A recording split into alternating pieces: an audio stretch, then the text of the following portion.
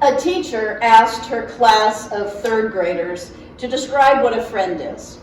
One young boy said, "A friend is someone who knows all about you and likes you just the same." Well said, young man, well said. Our friends make our lives so much more beautiful, so much more fun, and so much more hopeful. When we are able to socialize with our friends, we feel seen, we feel heard, we feel like we matter. Friends remind us of what is still right with this world. Now, we know that friends are not family, and there is a tremendous difference between family and friends, but our friends often become just like family. Author Edna Buchanan wrote these words, "Friends are the family we choose for ourselves." And in the Bible, we find this statement in the book of Proverbs. "Friends come and friends go, but a true friend sticks by you like family." Friends can be the extra layer of support that we need, because at times we can tell a friend things that we don't feel able or ready to tell our family. Why? Because a friend isn't as invested in the outcomes of our lives as family is.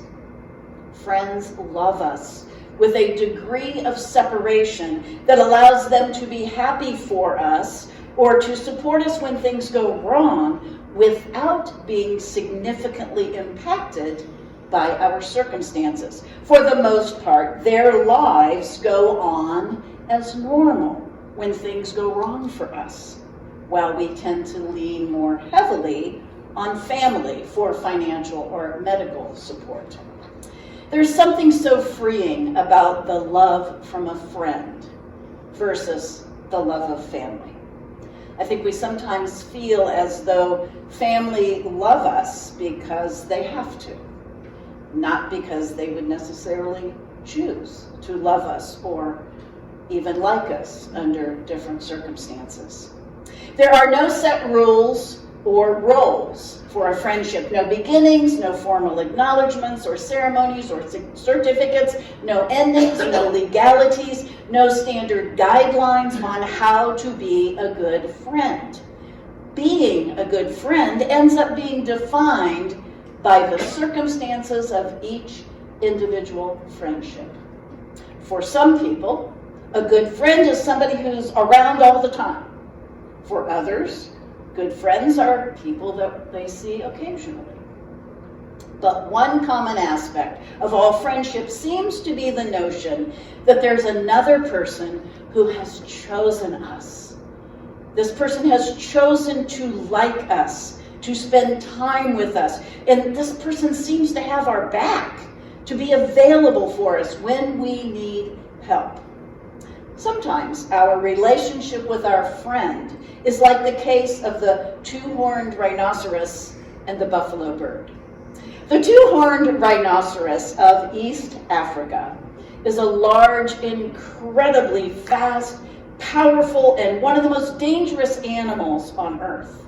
All of the animal kingdom is afraid of this beast, except the buffalo bird. You see these birds on the back of the two-horned rhinoceros, picking at his back and ears like a woodpecker on a tree. But the most amazing thing is that rhinoceros doesn't mind that. They forged a friendship. The rhino is born with bad eyesight and is plagued with parasites. So this buffalo bird gets on the back and the ears and cleans him of those parasites. He picks the bugs off his back, and that is the only thing the buffalo bird eats. He literally has his back. Also, if there is danger present, the birds scream, alerting the rhino that danger is approaching.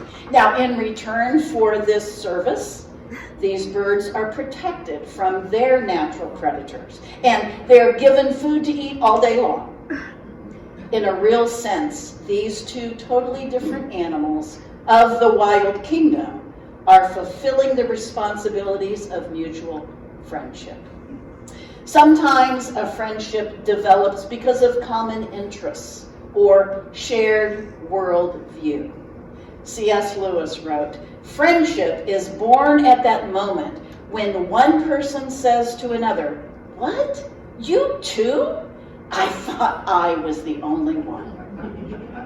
We are all aware of the connection between health and friendship. Friendships can have a major impact on our health and well-being, particularly the older we get. Good friends are good for our health. Having friends prevents us from isolating and feeling lonely. Having friends boosts our happiness and reduces our stress. Adults with strong social connections have a reduced risk of many significant health problems, including depression and high blood pressure. Now, understandably, when we are younger, it's easier to find and make friends. Children begin to understand a rudimentary view of what friendship means at about the age of 3. And as school children, we have a plethora of friendship options around us all day long. But after we leave formalized schooling, finding and making friends becomes more difficult. So, my friends, we need to be open, and as open as possible to opportunities to make new friends. Here's a burning question. Are there people right here in this room whose name you don't know? Are there people in this room that you have never spoken to? Well, here's a challenge. This is our classroom. These are your classmates. I am your teacher. And here in this room, there might be a potential friend for you. So the challenge today is, before you leave, to be bold enough to introduce yourself to one person, chat for just a little moment, find out that person's name, tell that person your name. Before you leave, you might have a new friend. The Little Prince, written by Antoine de Saint-Exupéry, is one of my favorite books. I've read sections of it to every single class that I ever taught, and I've shared the wisdom of this book with many of my friends. The book is about a young prince who visits various planets in space, including Earth. And the book addresses themes of loneliness, friendship, love, and loss. Now, when he is on Earth, the little prince encounters a fox. And from the fox, he learns how to make a friend. "Good morning," said the fox. "Good morning," said the little prince. "Who are you?" "I am a fox." "Well, come and play with me." "I'm unhappy." "I cannot play with you," said the fox. "I am not tamed." "Ah, what's that mean, tamed?" "Well, what is it you're looking for?" asked the fox. "I'm looking for friends," said the little prince. "What does that mean, tame?" "It's an act too often neglected," said the fox. "It means to establish ties." "Establish ties?" "Just that. To me, you are still nothing more than a little boy who is just like 100,000 other little boys, and I have no need of you. And you, on your part, have no need of me. To you, I am nothing more than a fox, like 100,000 other foxes. But if you tame me, then we shall need each other, and to me you will be unique in all the world. And to you, I shall be unique in all the world." The fox gazed at the little prince for a long time. "Please," he said, "please tame me." "Well, I want to very much, but I don't have a lot of time. I have friends to discover, and I have a great many things to understand." The fox replied, "Well, one only understands the things that one tames. Men have no more time to understand anything. They buy things already made at the shop. But there is no shop anywhere one can buy friendship. And so men have no friends anymore. If you want a friend, tame me. So the story goes on with the fox's explanation of how to tame a living being. By showing up, being there regularly, so that the other person can grow in trust and understanding. We have all been tamed by some beautiful souls in our lives, and we have done our own share of taming other people. And the amazing result is that we have some friends who are unique in all the world to us, and we are unique in all the world to some people. We have established ties.